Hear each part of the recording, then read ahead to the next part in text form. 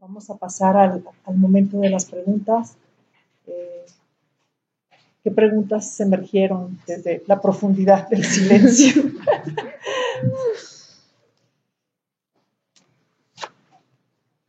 Sí, yo quería una cosa, gracias a los tres. Una cosa tal vez un tanto tangencial, un tanto externa, pero que ha salido varias veces, y estamos en tercer día y hay cosas que han salido varias veces, y que a mí me gustaría que me ayudaran a pensar un poco, al hilo de lo que decía Billy López, creo que mencionaba el asunto de cómo Heidegger a la hora de interpretar a distintos filósofos, ¿no? De algún modo, bueno, pues puede coger de aquí y de allá y arrimar el asco a su jardina del vino o algo así, ¿no? No sé si, de algún modo, lo que estaría en juego ahí en el asunto no sería tanto eso, sino la idea de que el modo de hacer filosofía ya solo puede ser hacer historia de la filosofía. Y que ese hacer historia de la filosofía no sería tanto acceder a una especie de muestrario de filósofos que podamos distribuir en distintos anaqueles, en distintas bibliotecas, en distintas estanterías, a partir de los cuales podamos coger aquello que mejor nos conviene y desechar aquello que no nos conviene, sino hacer historia de la filosofía desde la perspectiva de la historia del ser, es decir, hacer historia de la filosofía desde la perspectiva de en qué medida esa historia del ser, la historia de la diferencia ontológica, ha sido dicha efectivamente a lo largo de la historia. Ha comparecido a lo largo de la historia de mil maneras. Ha sido dicha, ha sido escrita a través de la escritura filosófica. Si eso es así, de algún modo, el modo de hacer filosofía de Heidegger, el modo de hacer historia de la filosofía de Heidegger, podría contener el ganarnos el derecho a que la historia ya no sea un mero muestrario de fechas, datos, nombres, en el cual la historia ya no sea la historia de los vencedores y los vencidos, sino que pueda haber otra historia en la que las nociones de victoria y derrota sean recusadas. No sé. Primera pregunta. Sí. Bueno, últimamente he estado, principalmente en estos días he estado pensando más en la corporalidad. Y bueno, voy a agarrarme a Kili y a Carlos. Hablabas del elegir.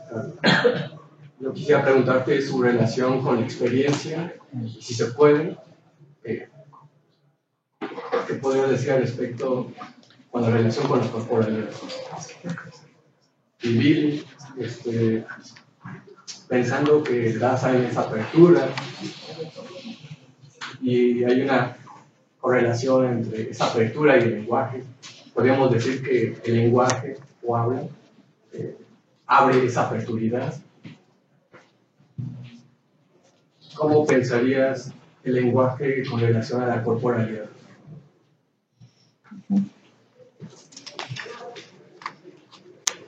Gaetano. Muchas gracias a los tres. Yo tengo una pregunta por Carlos. Es verdad que es un problema para Heidegger la mirada. Esto es el problema de la temporalidad de la mirada, que es la presencia, ¿no? Yo me pregunto si la respuesta que Heidegger da a esta preeminencia de la mirada, fenomenológica de la mirada, después de la intuición de las ideas, es la comprensión. Esto es para mí, ¿cómo se dice? Me da meravilla el hecho que no se habla nunca de la comprensión en las conferencias sobre Heidegger. Ha desaparecido este concepto. Puede ser que ha desaparecido de Heidegger también.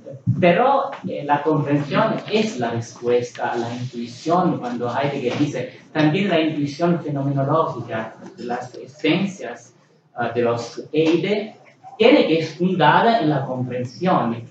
La temporalidad de la comprensión es el futuro, no es la presencia. Mi pregunta es, la desaparición, el hecho que desaparece este concepto en el segundo Heidegger, es un problema para mí. en efecto. Es un problema y me pregunto de qué manera en el segundo Heidegger se puede pensar una manera de comprender o de relacionarse al ser que no es ella de la presencia.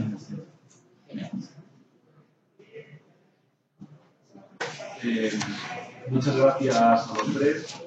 Me despisté un poquito, me tomé un café de más y me he perdido las dos primeras comunicaciones, ¿verdad? Que lamento mucho. Y Carlos, de manera que mi pregunta va hacia Vanessa. Has comentado que cuestionándonos en torno a la esencia del lenguaje sería algo así como poner un mostrar que pone lo opuesto, que pone algo opuesto. Y has matizado que esto opuesto es algo así como una localidad. Querría que lo aclarases y puedes diferenciarlo con respecto a algo así como una posición, porque localidad sí que parece que remite a una suerte de función de lugares. También querría preguntarte al respecto, y me atrevo a de alguna manera hacer una secuencia de lo que tú has venido diciendo, que si son nos lleva hacia, nos invoca, nos llama, nos dispone, y el poema replica, ¿qué lugar tiene el habitar en los lenguajes? ¿Qué lugar tiene el habitar en los lenguajes? ¿Qué lugar tiene el habitar? ¿Qué lugar tiene el habitar en los lenguajes? Teresa. Bueno, muchas gracias y unas pequeñas puntualizaciones, ¿no? En relación a la ponencia de Carlos Vargas, Aristóteles no pertenece a al paradigma de la mirada.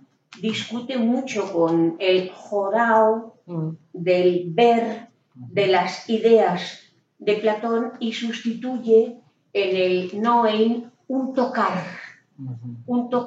del límite y un tocar de lo lejano, que retoma Heidegger, ¿no?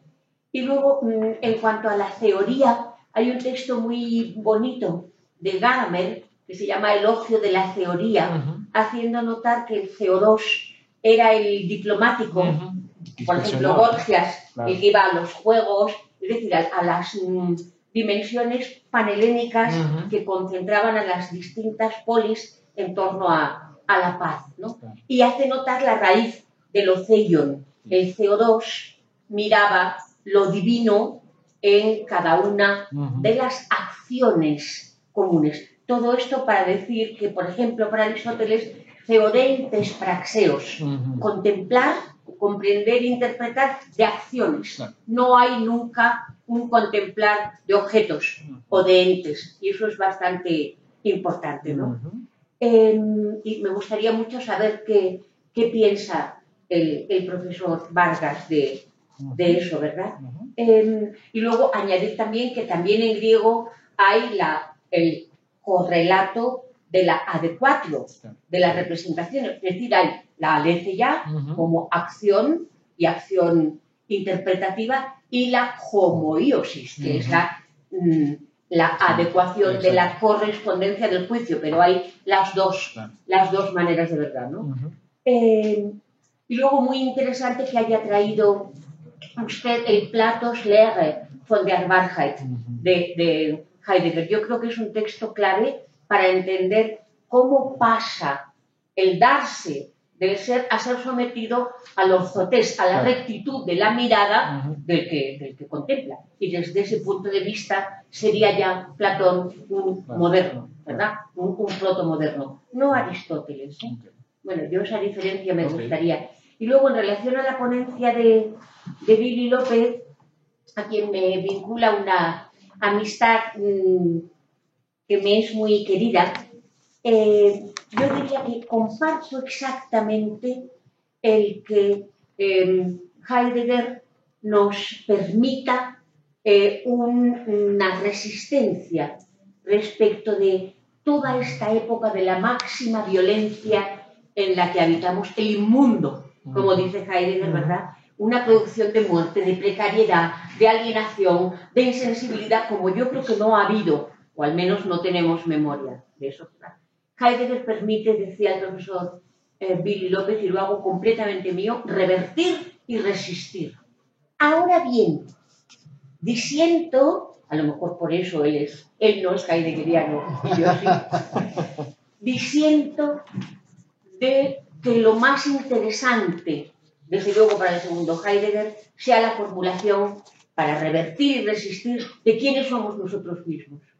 A mí eso me parecería casi una pregunta de Kafka, ¿verdad? ¿Y nosotros quiénes somos? ¿Y quiénes son los demás? Y yo creo que lo importante ahí es la diferencia de ser, la alteridad constituyente de la diferencia de ser que se da en el lenguaje. Y por eso la historia, como alguien acaba de decir, no se da sin la historia y la verdad de la diferencia de ser. Y yo creo que eso es subversivo en relación al mundo de la maquinación y me gustaría que pensáramos sobre eso.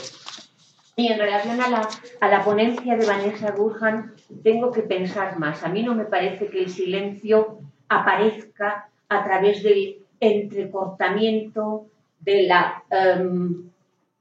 hurtar el continuo. Pero el asunto del continuo me interesa mucho. Yo creo que sin el continuo, ya sea del silencio, ya sea del enlace del logos, no se puede dar la palabra. Sí. Sí, bueno. Bueno, luego también yo quería preguntarle a Billy, por último, Billy, ¿verdad? A ver cuándo terminamos.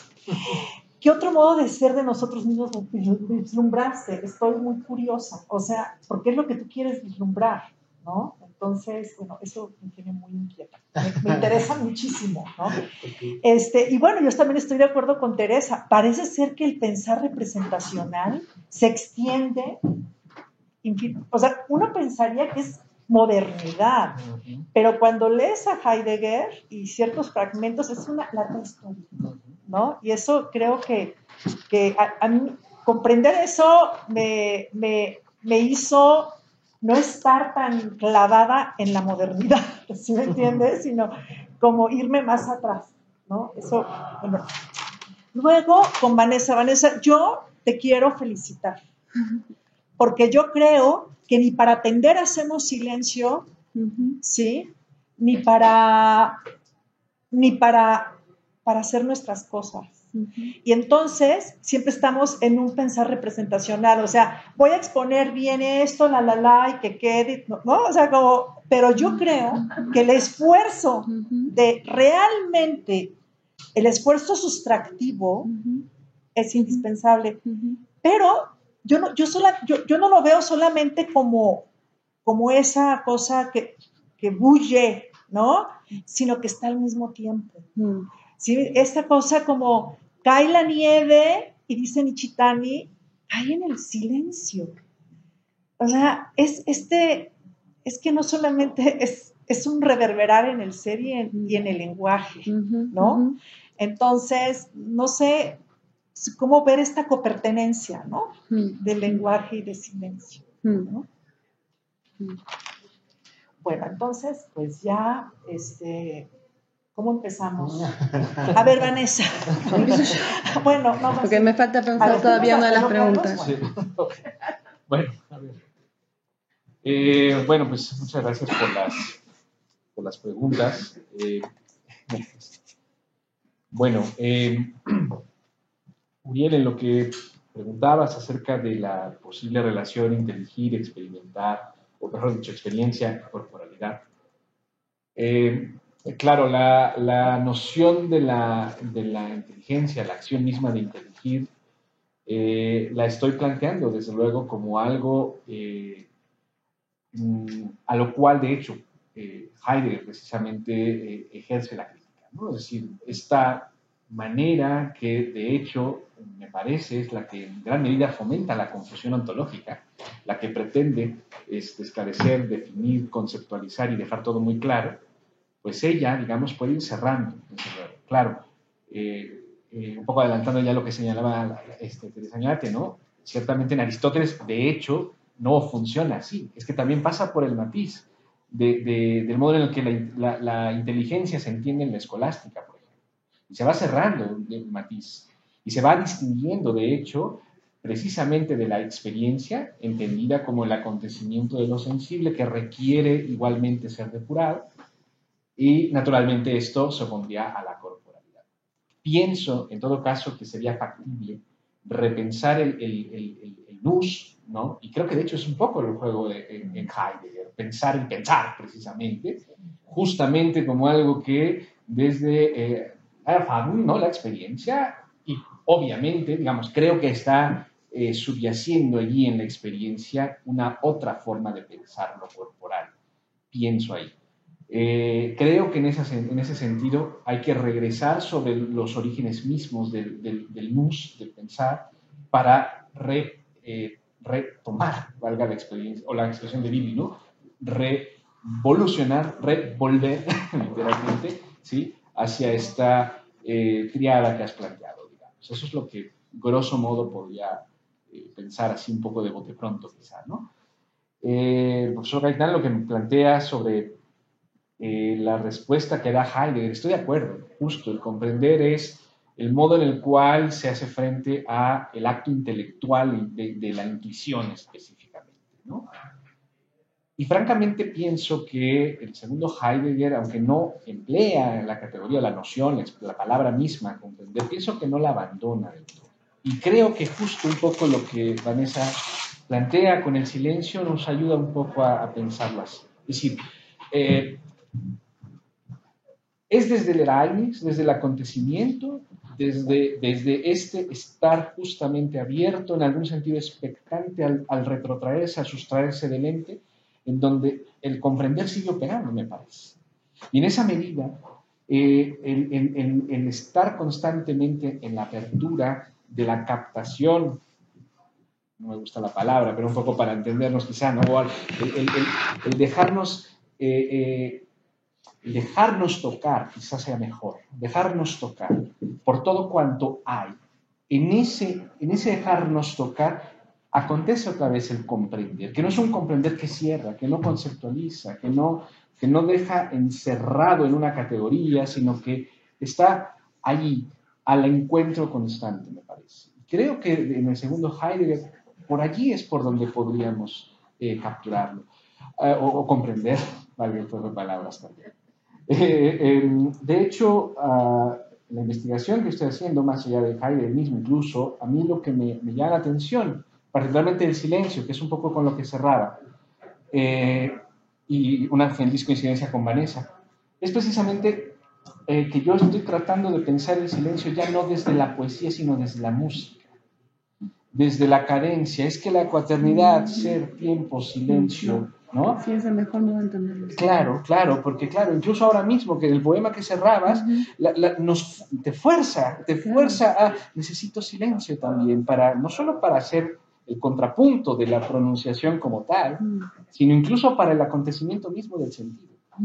Y eso justamente va deviniendo, va aconteciendo así, en gerundio, temporalmente.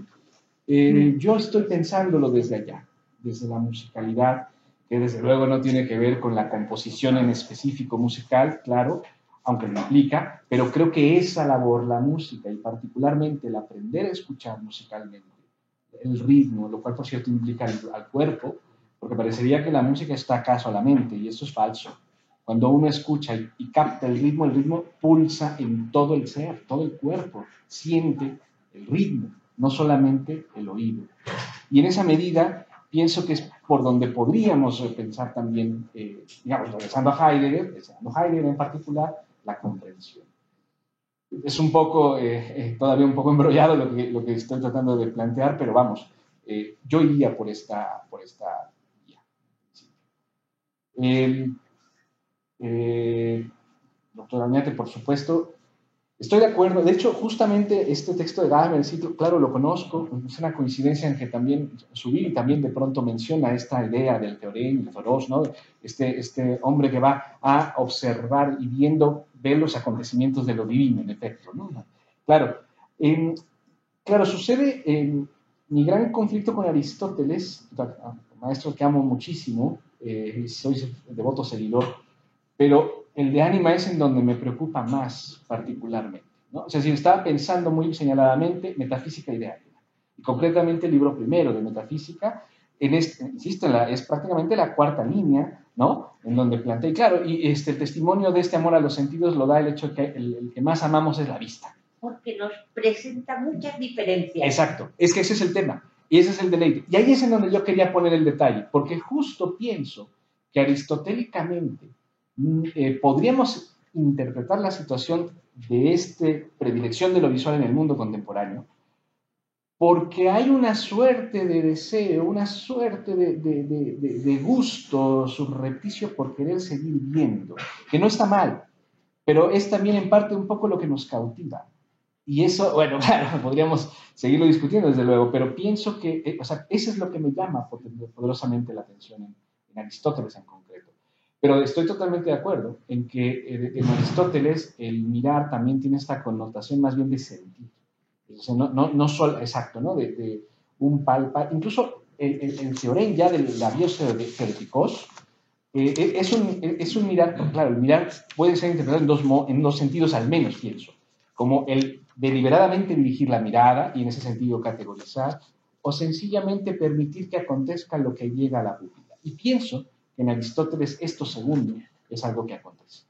Eso estoy completamente consciente. Pero el otro movimiento, ese es el que me parece preocupante y antecedente de todo lo otro que he llamado acá predominio de la visión. Creo que por allí iría en ese momento.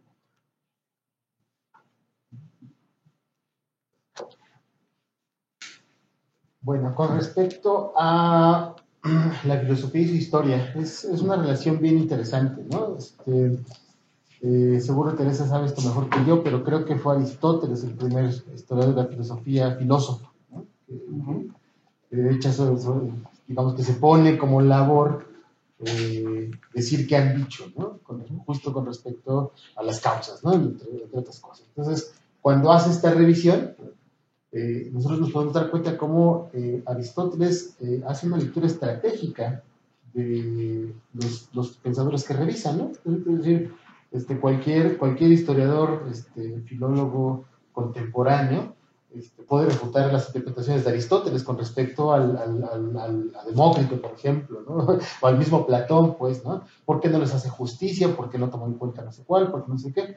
Pero de pronto de lo que no se dan cuenta los historiadores es que cuando los filósofos hacen la historia, lo que hacen precisamente es echar a andar una maquinaria de pensar, ¿no? Entonces, lo hacen justamente con fines estratégicos. Y no sé, pienso en Hegel, ¿no? O pienso en Michel Onfray, ¿no? O pienso en Foucault, pienso en el mismo Nietzsche, ¿no? Es decir, cada que un filósofo tiene la pretensión de hacer historia de la filosofía, claro, lo hace con ciertas pretensiones de verdad, claro, el mismo Heidegger, ¿no? Pero siempre lo hacen persiguiendo un fin, ¿no? Y entonces ahí hay una relación que a mí me gusta pensarla mucho con Deleuze, ¿no? Cuando nos habla de la relación entre la filosofía y su historia, nos sugiere que la filosofía tendría que ser algo así como una especie de taller, ¿no? La historia de la filosofía para la filosofía tendría que ser como una especie de taller donde uno aprende a hacer trazos, ¿no? Donde uno aprende a dibujar, donde uno aprende a hacer paisajes, ¿no? Hasta que finalmente uno está listo para dar el salto, ¿no? Entonces, proponer su propio trazo, ¿no? Proponer su propio estilo. Sí, me parece que esa es una manera interesante. No descarto que efectivamente mediante la historia del ser, ¿no? que propone Heidegger, se tengan resultados sin duda interesantes, ¿no? Que tienen que ver con la diferencia, ¿no? Que tienen que ver con cierta crítica a la noción misma de la metafísica y de la comprensión del ser en Occidente. Me parece que se logra con suficiencia, pues, pero eso no cancela la existencia de otras formas de apropiarse de la historia de la filosofía, ¿no? Para seguir haciendo filosofía, creo yo. Con respecto a lo que preguntaba Uriel, de si el lenguaje abre la apertura, la respuesta sería categórica no, ¿no? Heidegger insiste una y otra vez en que todos los existenciarios son una unidad que acaece simultáneamente, ¿no? Es decir, no es que uno haga posible al otro, no es que uno sea anterior al otro, sino que todos acontecen simultáneamente. Entonces, no, el lenguaje no abre la apertura, sino que actúa con ella, ¿no? Da. Se copertenece, ¿no? En ese sentido, ¿no? Y con respecto al lenguaje y la corporalidad, desde Heidegger esta relación es bien difícil de pensar, ¿no? Porque Heidegger mismo afirmaba que el cuerpo es el fenómeno más complejo al que se puede acercar uno, ¿no? Su ontología misma está muy descorporalizada, es muy, muy difícil acercarse a él. O sea, por supuesto que se pueden hacer intentos, pero a mí me funciona más pensar esto, por ejemplo, desde Nietzsche o desde Foucault, ¿no? En esa misma línea, por ejemplo, Bakhtin también dice cosas bien interesantes, ¿no? Cómo es que el lenguaje se penetra en los cuerpos, ¿no? Cómo es que el lenguaje modela ciertas formas de ser, ¿no? Como en la medida en la que te posibilita ciertas comprensiones, te permite incluso posiciones, ¿no? Siéntate derecho, ¿no? Es un acto de lenguaje así, brutal, ¿no? O no sé, hay otros autores como Austin, por ejemplo, ¿no? Con su concepto de performatividad, en fin, creo que nos ayudan mucho más que el mismo Heidegger, ¿no? Con respecto a lo que decía Teresa, sí, estoy de acuerdo, ¿no? La preocupación por la pregunta, por el ser del ente que somos en cada caso nosotros mismos, es una precisión metodológica en Heidegger, siempre, ¿no? Y desde ahí la tenemos que tomar, y me parece que es indispensable. Sí, una cosa que le aprende muy bien a Kant, Heidegger, ¿no? Consiste precisamente en trascendentalizar la pregunta, pero desviarla hacia el tema de la existencia, y es solo una precisión metodológica, pero lo que yo quería decir es que yo no me puedo cuando yo trato de pensar filosóficamente, no puedo prescindir de esa precisión, ¿no? Siempre la tengo bien presente, y eso es algo que me enseñó Heidegger, y ya después de ahí la arrastré en otros pensadores, y en efecto estoy completamente de acuerdo contigo, ¿no? Lo crucial para pensar la posibilidad de resistencia, de revolución, etcétera, no está ahí, sino que está, por supuesto, en la diferenciación, ¿no? O sea, no es crucial, perdón, no es casual que Heidegger tenga como epígrafe una cita del sofista, ¿no? Ahí está todo el rastreo, ¿no? Platón es el primer antiplatonista que existe en la historia, ¿no? Justo en el descubrimiento de que el ser de cierta forma no es, y al revés, ¿no? Creo que ahí tenemos la clave para darle justo esa interpretación a Heidegger que tanto nos hace falta, ¿no? Y con respecto a lo que decía Rebeca, ¿qué otro modo de ser he encontrado? Pues es una pregunta muy, muy difícil, Rebe. Pero, curiosamente, ha sido Heidegger también quien me ayudó a comprender algo de lo que he ido encontrando, ¿no? Lo único que he encontrado han sido pequeños atisbos, ¿no? Destellos, intermitencias de formas de ser que de alguna manera pueden hacerle frente a las formas regulares de ser, ¿no? No sé, frente al eficientismo, no ejercito la pérdida de tiempo deliberada, autónoma y desfachatada. Frente a el tratado filosófico, yo trato de hacerle frente con las digresiones, con los aforismos, con el ensayo, ¿no? Un poco en el estilo de lo que planteaba Carlos, ¿no? Frente al orden siempre trato de meter un poco de caos, ¿no? Y justo cuando me di cuenta de que me movía en estos planos, advertí que cuando Heidegger hace el juego entre la propiedad y la impropiedad, está de alguna manera proponiendo que todo el tiempo nos movemos en lo impropio. Lo impropio es, digamos, nuestro estado originario, ¿no? Y claro, la idea es moverte hacia lo propio, pero él mismo sabe que es imposible ser todo el tiempo propio. No se puede, ontológicamente no se puede. Entonces, justamente es en el entre, ¿no? Ahí, en el flujo entre una cosa y otra, creo que ahí es en donde tenemos que seguir pensando cómo seguir construyendo resistencias, ¿no?